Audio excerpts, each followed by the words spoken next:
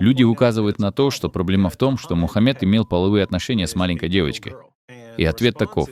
Но Мария же тоже была маленькой. В философии это называется логической ошибкой. Ты тоже. Они скажут, что, возможно, ей тогда было 12. Причина, по которой это может быть так или иначе, заключается в том, что у нас нет источников о возрасте Марии. Все это гипотетически. Когда мы говорим о женитьбе Мухаммеда и Айши, это основано на доказательствах. В наших источниках не говорится, что Марии было 12, 13 или 14 лет. Ей могло быть и 18 лет, насколько нам известно. Мусульмане обращаются к более поздним апокрифическим источникам. Никто не считает эти исторические источники надежными. Они появились слишком поздно. Даже католики не воспринимают их как серьезные источники по истории Марии и Иосифа. Они появились слишком поздно. Так что, в конце концов, у нас просто нет надежного источника о возрасте Марии. Но мы можем кое-что рассмотреть.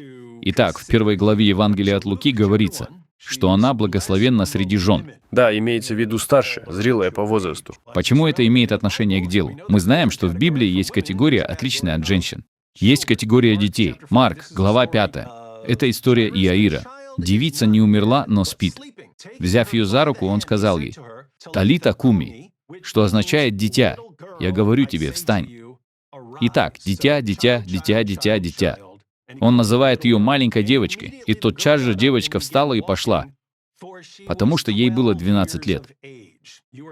Если вам 12 лет, вы все еще относитесь к категории детей и маленьких девочек. А Мария благословенна среди женщин. Она относится к другой категории.